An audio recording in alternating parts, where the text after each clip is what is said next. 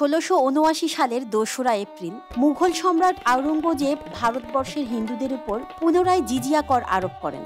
আওরঙ্গজেবের হিন্দুদের উপর জিজিয়া কর আরোপের উদ্দেশ্য হল হিন্দুদের উপর অর্থনৈতিক ও মানসিক চাপ সৃষ্টি করে হিন্দুদের ধর্মান্তরিত করে ভারতবর্ষে মুসলিম জনসংখ্যা বৃদ্ধি করা। আওরঙ্গজেবের শাসনকালের সমসাময়িক ইতালির পর্যটক নিকোলা মানুচি লিখেছেন, অনেক হিন্দু জিজিয়া কর পরিশোধ করতে না পেরে এবং কর সংগ্রাহকদের হাতে প্রকাশ্যে অপমানিত হওয়ার হাত থেকে বাঁচতে মুসলমান হয়ে গেছেন। হিন্দুদের এভাবে ধর্মান্তরিত হওয়ার কথা শুনলে আওরঙ্গজেব অত্যন্ত খুশি হতেন। এবার আমরা জানব জিজিয়া কর কি এবং কেন প্রয়োগ করা হয়। ইসলামিক রাষ্ট্রে বসবাসের জন্য অমুসলিমদের মাথাপিছু বার্ষিক এক ধরনের কর দিতে হয়ে থাকে, যাকে বলা হয় জিজিয়া কর। এই কর যে কোনো মানুষের জন্য অত্যন্ত অসম্মানের। এই কর পরিশোধ করতে হয় হীন আচরণের মধ্য দিয়ে। আওরঙ্গজেবের সময় জিজিয়া কর দাতা হিন্দুদের দাঁড়িয়ে খালি পায়ে কর দিতে হতো এবং কর গ্রহীতা বসে থেকে জিজিয়া কর গ্রহণ করত। আওরঙ্গজেব জিজিয়া কর দাতা হিন্দুদের ৩টি শ্রেণীতে বিভক্ত করেন।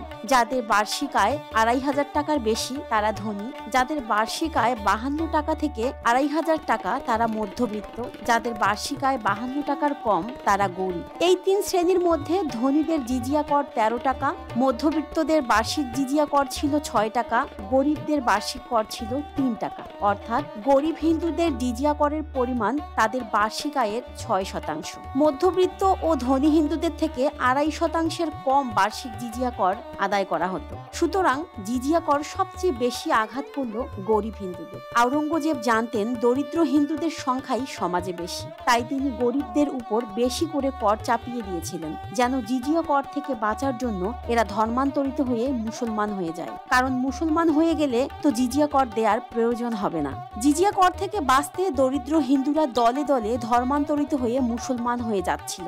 ধর্মান্তরিত মুসলমানদের সরকারিভাবে পুরস্কৃত করাও হতো। তাদের হাতির পিঠে বসিয়ে বাদ্য সহকারে পতাকা উড়িয়ে শোভাযাত্রা বের করা হতো শহরের বুকে। আওরঙ্গজেব জিজিয়া কর প্রয়োগের পর দিল্লি ও তার আশেপাশের হিন্দুরা একত্রিত হয়ে এই কর প্রত্যাহারের জন্য করুণভাবে ফরিয়াদ জানালো সম্রাটের কাছে। কিন্তু মুঘল সম্রাট হিন্দুদের সেই ফরিয়াদ কর্ণপাত করলেন না। কোনো এক শুক্রবার দুর্গের দরজা থেকে জামে মসজিদ পর্যন্ত সমগ্র রাস্তায় হিন্দুরা জমায়েত হয়ে সম্রাটের নিকট জিজিয়া কর প্রত্যাহারের ফরিয়াদ জানায়। সাবধান করা সত্ত্বেও কেউ দুর্গের সামনে থেকে সরল না। সম্রাট আওরঙ্গজেব নামাজের জন্য ১ ঘন্টা অপেক্ষা করার পর অপেক্ষামান জনতার উপর হাতির পাল লেলিয়ে দিয়েছিলেন। ছত্রভঙ্গ হয়ে যায় জনগণের প্রতিবাদ। শিবাজী মহারাজ পর্যন্ত আওরঙ্গজেবকে জিজিয়া কর বাতিলের অনুরোধ করে চিঠি লিখেছিলেন। কারো কোনো কথাই শোনেননি ধর্ম উন্মাদ মুঘল সম্রাট আওরঙ্গজেব। তবে এই কর আরোপের পর আওরঙ্গজেবের কোষাগার ফুলে ফেপে উঠেছিল।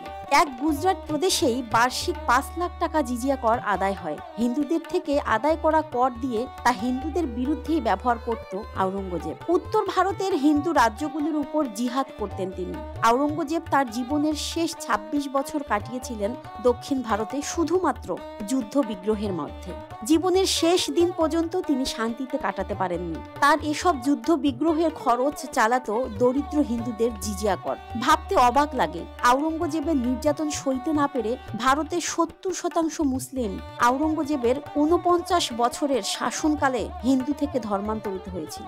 ধর্ম উন্মাদ আওরঙ্গজেব যে শুধু জিজিয়া করের মাধ্যমে জিহাদ করেছেন এমন নয়। ১৬৬৫ সালের ১০ই এপ্রিল তিনি একটি অধ্যাদেশ জারি করেন যে এখন থেকে সমস্ত পণ্যদ্রব্যের বিক্রির জন্য মুসলমানদের কর দিতে হবে বিক্রয় মূল্যের ২.৫%, আর হিন্দুদের কর দিতে হবে পণ্যের বিক্রয় মূল্যের ৫%। অর্থাৎ হিন্দু ব্যবসায়ীদের থেকে মুসলমানদের দ্বিগুণ কর সংগ্রহ করত ধর্ম উন্মাদ আওরঙ্গজেব। ১৯৬৭ সালের ৯ মে সম্রাট মুসলমান ব্যবসায়ীদের আমদানি রপ্তানি শুল্ক সম্পূর্ণ বাতিল করেন, কিন্তু হিন্দুদের ক্ষেত্রে তা আগের মতোই বহাল থাকে। এতে অবশ্য আওরঙ্গজেবের ক্ষতি হয়, কারণ হিন্দু ব্যবসায়ীরা মুসলমানদের সাথে যোগসাজশ করে তাদের নিজেদের মাল মুসলমানদের মাল বলে চালিয়ে দিত। হিন্দুদের উপর চাপ প্রয়োগের জন্য ঘোষণা করা হয় যে ধর্মান্তরিত হয়ে মুসলমান হলে পাওয়া যাবে পুরস্কার, সরকারি চাকরি, কারাগার থেকে মুক্তি এবং বিতর্কিত জমির মালিকানা। 1761 সালে আওরঙ্গজেব একটি অধ্যাদেশ জারি করেন যে এখন থেকে সাম্রাজ্যের সমস্ত জমির খাজনা আদায়কারীরা অবশ্যই হবেন মুসলমান।